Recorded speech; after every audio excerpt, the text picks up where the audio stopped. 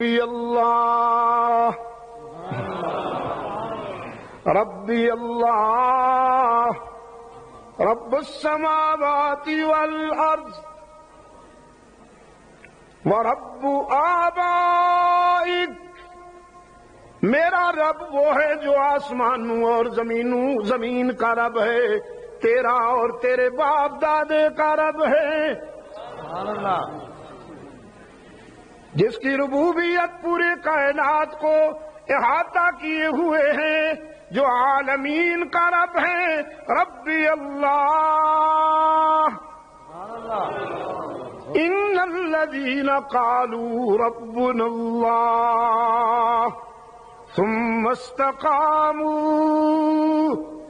رب العالمین نے فرمایا وہ لوگ جو مجھے رب مان لیتے ہیں اور مجھے رب ماننے کے بعد آنے والی مصیبتوں کا سامنا استقامت سے کرتے ہیں، وہ میرے ہیں میں ان کا ہوں، وہ میرے ہیں میں ان کا۔ فرعون نے کہا میں بہت ظالم ہوں،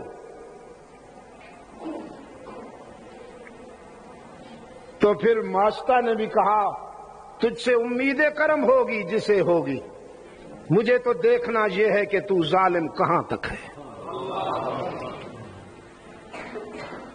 اقبال کیا کہتا ہے؟ عجب چیز ہے لذت آشنائی، سبحان اللہ، وہ کیا ہے جی؟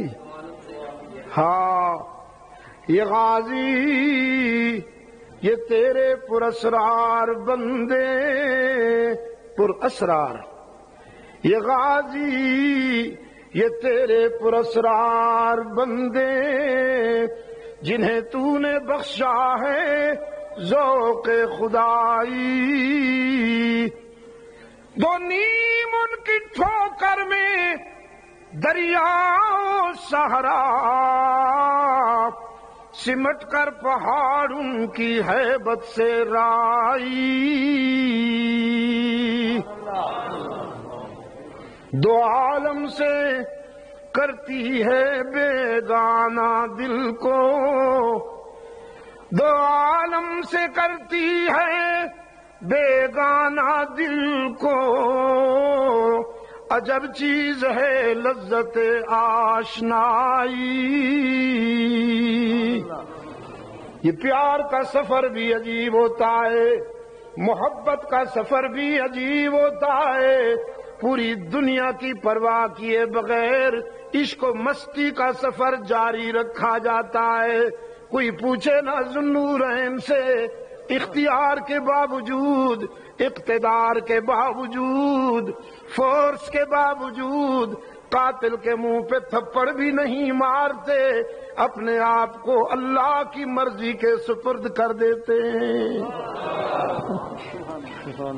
عجب چیز ہے لذت آشنائی۔ کوئی پوچھے نہ حسین سے کہ جذبے دروں سے ظلم کو فنار کر دیا، جذبے دروں سے ظلم کو فنار کر دیا، خون جگر سے کربلا گلنار کر دیا، نیند آ گئی نیند آ گئی آگ کے شعلوں میں لیٹ کر، خود سو گیا حیات کو بیدار کر دیا، خود سو گیا حیات کو بیدار کر دیا۔ فرعون نے کہا درخت کے ساتھ جکڑ دو اسے، زنجیروں سے اس خاتون کو۔ عورتیں یوں ہوا کرتی ہیں، کس نے کہا عورت صنف نازک ہے؟ کس نے کہا یہ کمزور ہے؟ اس وقت کمزور ہے جب معدے کی ہو کے رہ جائے، اور جب یہ نظر و فکر و نظر کا سفر کرتی ہے تو پھر کئی مردانگیاں اس کے قدم پہ قربان ہوا کرتی ہیں۔ بے شک جکڑا گیا ایک درخت کے ساتھ، کیل ٹھونکے جا رہے ہیں اس کے جسم میں، کیل۔ وَفِرْعَوْنَ ذِي الْأَوْتَادِ، الذین طغوا فی البلاد وفرعون، قرآن نے ذی الاوتاد اس لیے کہا ہے، وہ یاد دلایا کہ کیل ٹھونکے اس خاتون کے جسم میں، اور وہ کیا کہتی ہے؟ ربی اللہ ربی اللہ ربی اللہ۔ فرعون کے اہلکار تبصرہ کرتے ہیں، خسر پھسر کرتے ہیں، ظلم جتنا زیادہ ہو رہا ہے اس کا عشق مست ہو رہا ہے، یہ ابھی گھبرائی نہیں۔ اسے کنفیوز کیسے کیا جائے، کنفیوز کیسے کیا جائے؟